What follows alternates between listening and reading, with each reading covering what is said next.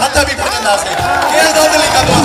तव्हां दोस्तनि सां कुझु पंहिंजी ब्रीफिंग ऐं पंहिंजे ख़्यालनि खां थोरो इज़हार कंदा।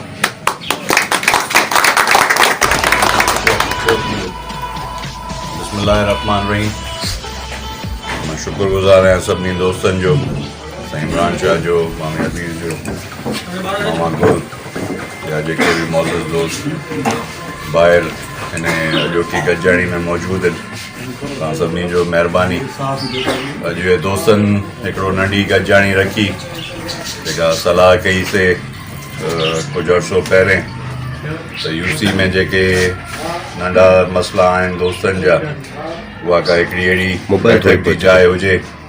जिते सभु गॾिजी हिक ॿिए सां दुख सुख वंडनि बि ऐं मसइलनि मसाइलनि जे हल जे लाइ कोशिशि बि कनि। उन ई सिलसिले में हीअ साईं चयो, मामा अज़ीज़ चयो त हीअ हिकिड़ी पाड़े जे हिसाब सां हिकिड़ी ऑफिस ठाहियूं जंहिंमें दोस्तनि सां गॾिजी ऐं अॻिते जे लाइ अमल जे लाइ ऐं माण्हुनि जे मसइलनि जे हल जे लाइ कोशिशि कयूं। त मां ॾाढो अॼु हिकिड़ो ख़ुशी जी इहा ॻाल्हि आहे त दोस्तनि इहा पाण वॉलंटियर कई ऐं हीअ हिकिड़ी पंहिंजी ऑफिस जो इफ्तिताह कयूं।